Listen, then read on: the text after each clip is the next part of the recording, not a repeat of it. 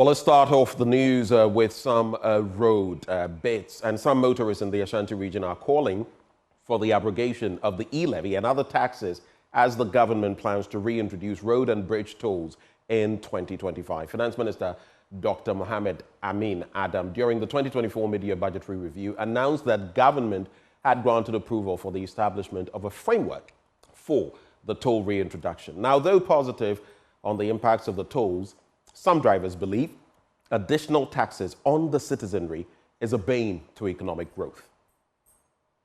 It's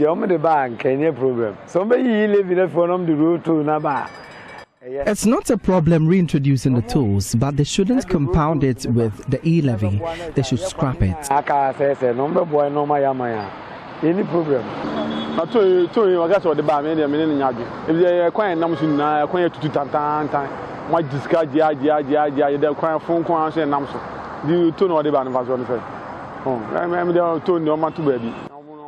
I don't agree with the reintroduction of the tolls. Of what benefit has it been to us? Our roads were bad when they were taking them. It's not necessary. Some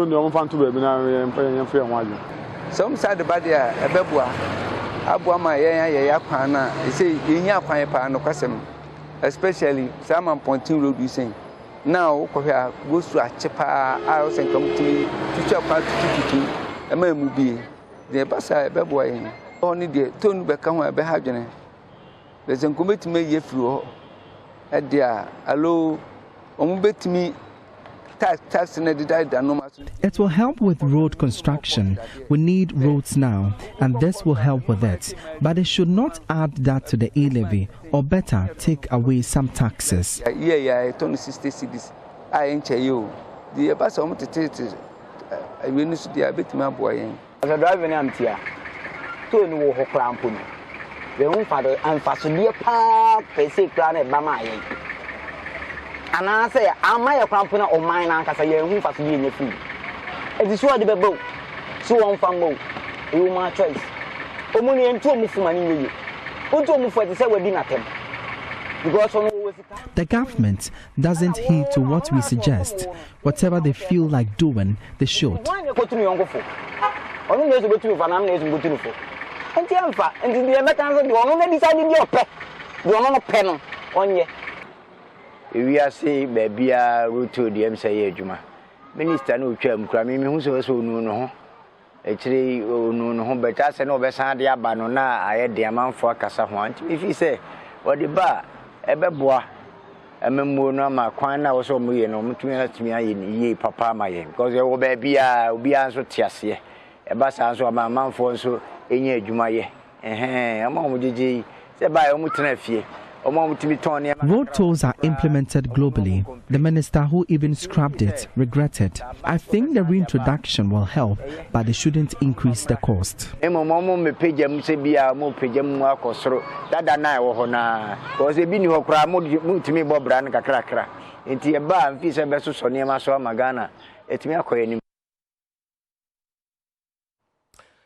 residents of Commanda in the Central Region are accusing President Akufo-Addo of failing to fulfill his numerous promises to operationalize the Commanda Sugar Factory. According to the residents, their frustration is over government's decision to import raw and unrefined sugar after neglecting the factory for 8 years. In the following features editor Richard Kwejunyako reports that in addition to the initial $35 million investment, government claims to have invested over 50 million Ghana cedis into the Commanda Sugar Factory.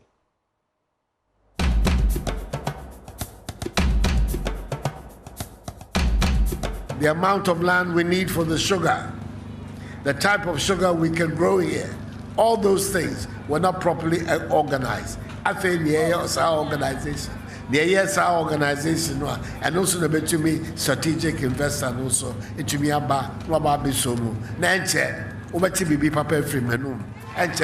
President Akufo-Addo making a promise to the people of Commanda. That was 5 years ago. The Big Sugar Factory. Still, some civil works are being done there. Nyampa, by the end of March, it will be completed. And as I say, planning, no Indian phone by whatever by April, production will have begun of the sugar factory. President Akufo-Addo promising the people of Commanda again when the chiefs of Commanda paid him a visit at the Jubilee House. And yet another promise in 2021. According to Chairman and the people in the Ministry of Trade, arrangements are one year by the first quarter of 2022. Now factory is going to start running again. And another one in 2022.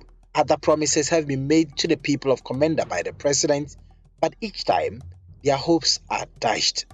Unrefined sugar setup this one. The setup for the unrefined sugar is too small. See, I try machinery. I am his machine. Deputy Trades and Industry Minister Michael Ochibefi announcing that government will be importing raw sugar to feed the factory. Now the best we can do is because of America. Now the best we can do is to import raw or unrefined sugar from South America until we get our own plantation. The latest is Works and Housing Minister Kojo Opon-Kroma. Mr. Opon-Kroma, who was on a tour in the area, told the chiefs and people government needed their support in order to operationalize the factory. Processed.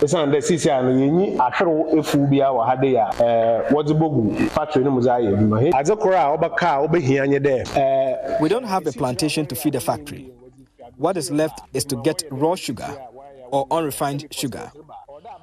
When they are bringing it like that, government needs to waive the taxes on it to make it affordable. Our friends on the other side do not want to support it. We are appealing to you to intervene so they can allow us get the unrefined sugar to operationalize the factory.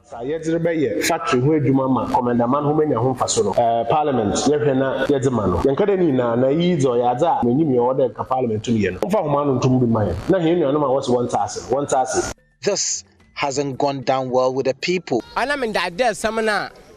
Ministers what by how bedunu. I may won't pay me bufu. I get angry. The deception by some ministers who come here. I am a carpenter, so when I hear that a minister is coming, I know that he won't come and say anything good. I only have to concentrate on the job I have learned to take care of my family.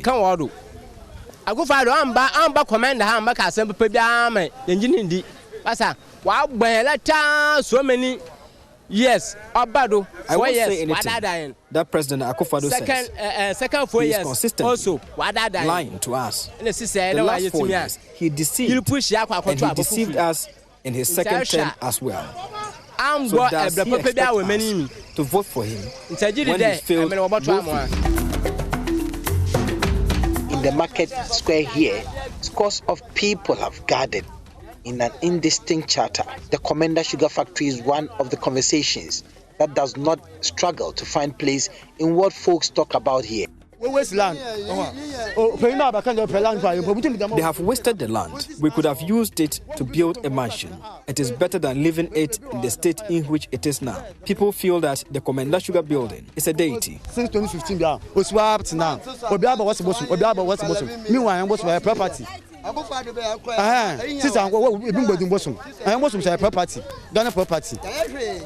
Commander. Now why the workers are off. I didn't use for nothing.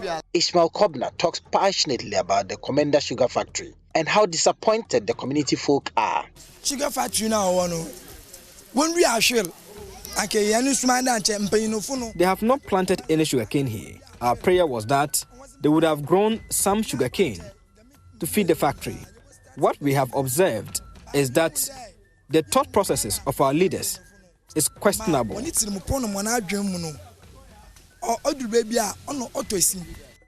disappointment of Francis knows no bounds. Francis and his colleagues here say they have lost hope in government. There was a quarter for in the was Abaha. Now, Menduntum. Sabu, hey, we as I saw her. People are saying that they say they will import raw sugar to feed the factory. What we wanted was for them to support the farmers to plant the required sugarcane. This is really appalling.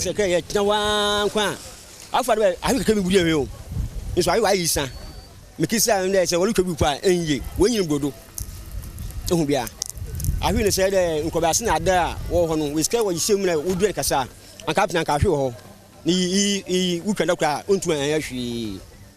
the factory, commissioned in 2016 with a $35 million Indian Export-Import Bank loan facility and an additional $24 million to bolster the activities of sugarcane outgrowers, suffered operational challenges and has not produced any sugar for the market. The residents here say they won't forgive government for looking on for such a project to go waste. Heading to the Commanda Sugar Factory, I meet Isaac Boama. Isaac says he is MPP but is embarrassed by the turn of event here. He says day in and day out, he gets trolled by his people over the Commanda Sugar Factory and want government not to let down the trust of the people.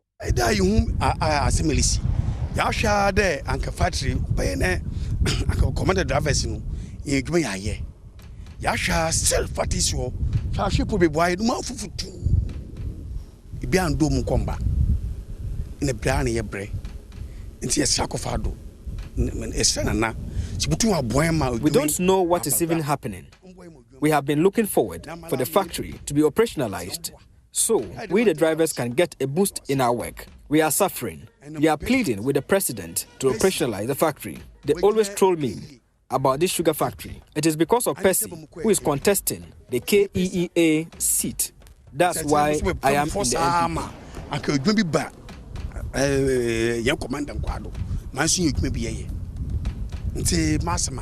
Former board secretary of the Commanda Sugar Factory, Ransford Vani Amwa, believes government posture about the Commanda Sugar Factory leaves much to be desired and wants government to fix the mess. So from 2017, 18, 19, 20, 21, 22, 24, they still not grew sugarcane. They've not assessed that second tranche of loan, which was approved by Parliament of Ghana.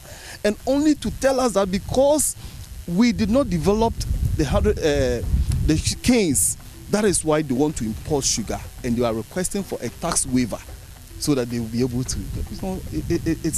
It's a deception.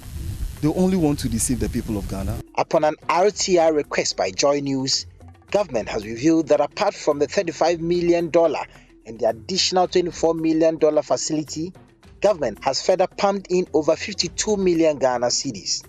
In 2019, government indicates that there was an offer by PAC Agrotech to take up a concession instead of outright purchase of the Commanda Sugar Factory. The offer was considered the most competitive because the ownership of the factory would be retained by government, whilst PAC Agrotech invests $28 million in the company and pays a $3 million annual concession fee to government for 15 years. That is a total of $45 million.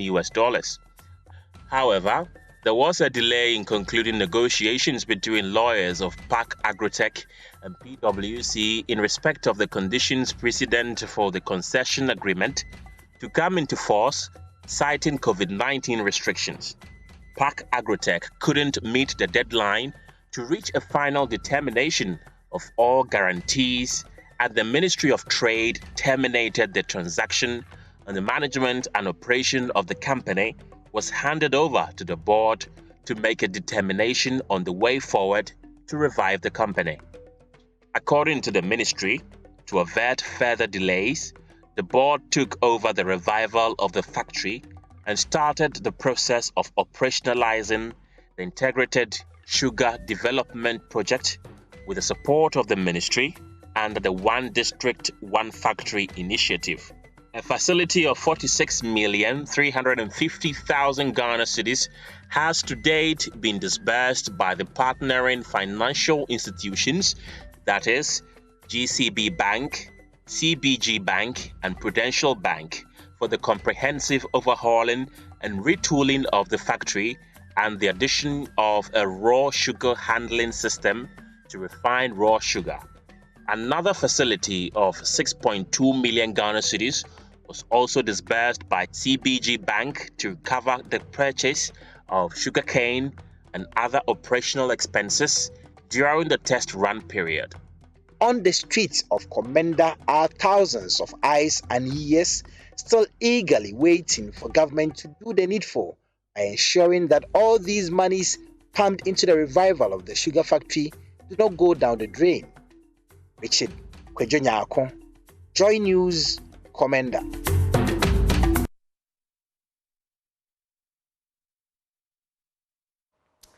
Now in our next story, the exemplary leadership of two police officers who led the renovation of their respective police stations in the Ashanti region has received commendation from residents.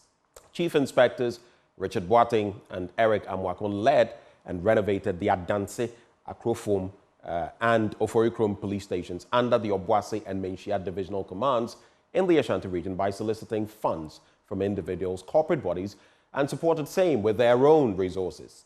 The initiative has not only lifted the image of the police and their respective commands, but brought confidence to personnel who until now operated from deplorable environments. Oheming Tewia of our security desk has been peeping at the efforts of the two officers and came through with this report.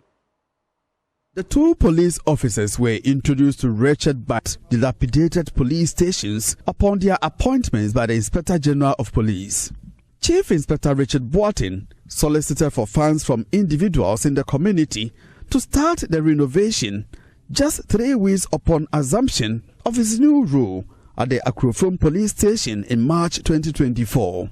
Assemblyman for Akrofom West Electoral Area, James Bedu, says the police station, constructed in 2004 until the intervention of Chief Inspector Boateng, was not fit for purpose. About 21 years ago, when President Kufuor put up the police station, after commissioning, I didn't see any renovation until now that a new chief inspector has come, Chief Inspector Richard Boateng. He took it upon himself to renovate the police station. So what does the inside of the renovated Adanse Akrofom police station look like?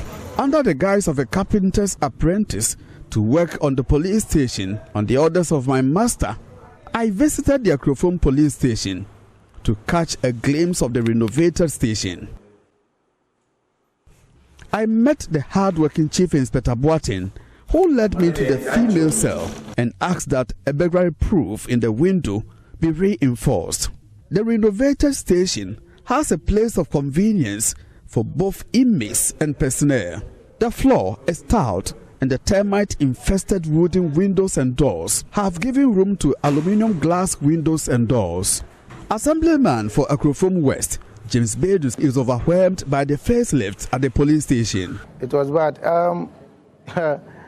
Even the cells, it wasn't good. And even the CID also told me they will need a mattress.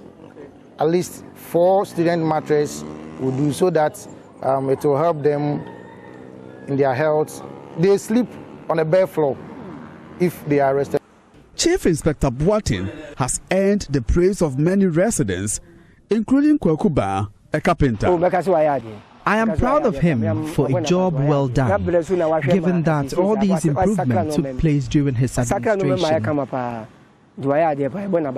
There were previous chief inspectors who were in the old states. Maybe at that time, they like it like that. So I commend him for the step that he's taking. Chief Inspector Eric Amwako, on the other hand, has transformed the Oforikrom police station to a first-class station. Joy News sources say Chief Inspector Amwako, who took over in December 2022, began the renovation drive a few months after taking over. Pothole-riddled floors, which turn muddy at the slightest rains, have given way to pavement blocks, while walls and blocks are painted. The Oforikrom Municipal Assembly, Asante Achim and Asokore Rural Banks, as well as Prudential Bank, responded positively to calls from Chief Inspector Amwako. The station now has enough air conditioners, furniture for both personnel and visitors, and modern signage.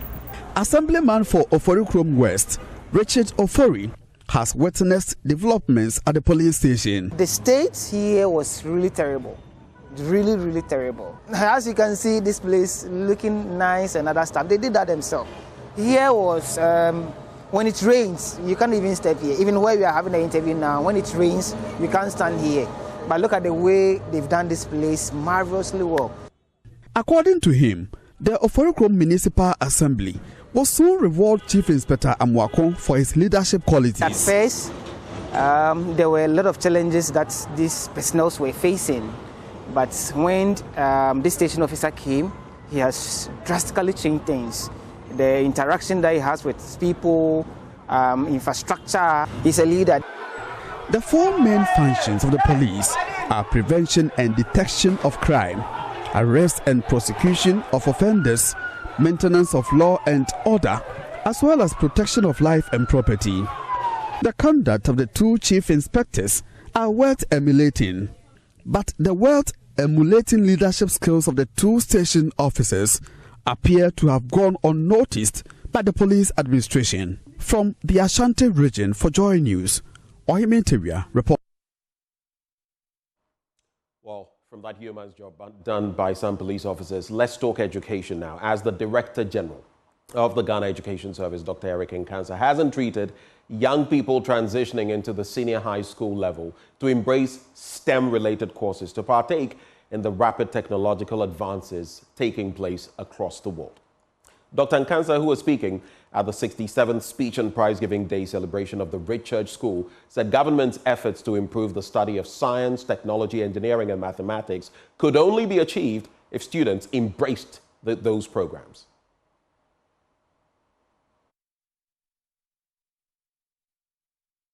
The 67th Speech and Prize-Giving Day celebration was used to honor deserving teachers and learners of the school for distinguishing themselves in relevant fields of social and academic endeavors.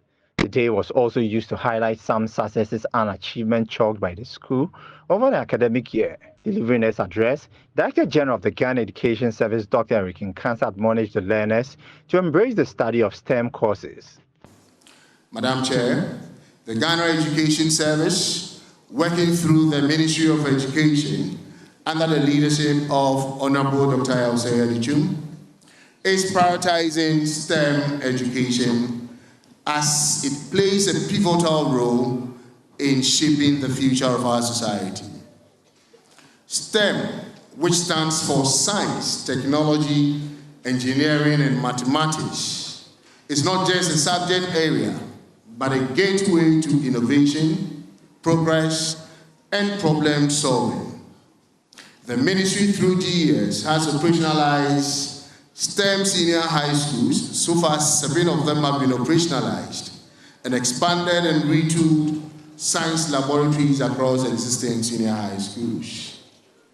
The GES has also operationalized the first out of the 20 STEM centers. One is right here at Accra High School, with the rest at various stages of completion. Headmistress of the school, Nana Mae Champuma Badasu, pledged to continuously improve teaching and learning in the school. The beneficiary institutions were the Children's Department of the Accra Regional Hospital, Ridge, the Senior Correctional Center, Accra, and the Accra Rehabilitation Center.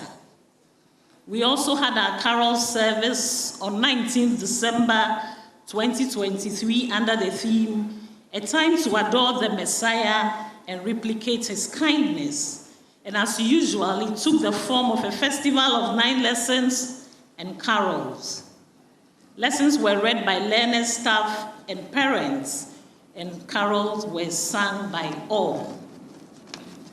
We had our Easter service on Wednesday, 27th March 2024. The 67th Speech and Prize-Giving Day was themed the contributions of co-curricular activities to academic achievement.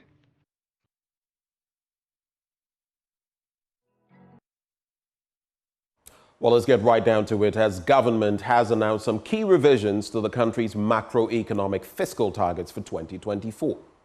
Now, presenting the mid-year budget in Parliament, Finance Minister Dr. Mohamed Amin Adam said that the overall real GDP growth rate had been revised upwards from 2.8% to 3.1%. He stated that government had decided to maintain the end-of-year inflationary target unchanged at 15%. Here is Dr.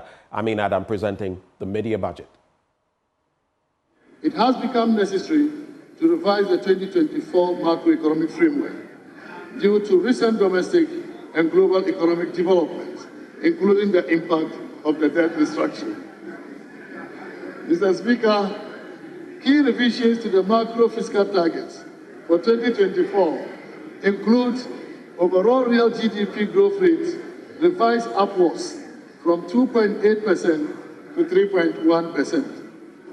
Non-oil real GDP growth rate is revised upwards from 2.1% to 2.8%. Growth in GDP deflator scaled down from 20.2% to 17.5%. Nominal overall GDP has been revised from 1.050 billion Ghana cedis, that is 1 trillion Ghana cedis, to 1,020. Well, that's how we end our business update and cap off the AM news for this morning. But stay with us. Up next, both guests joining us for the news review. I'll be introducing them right after the break.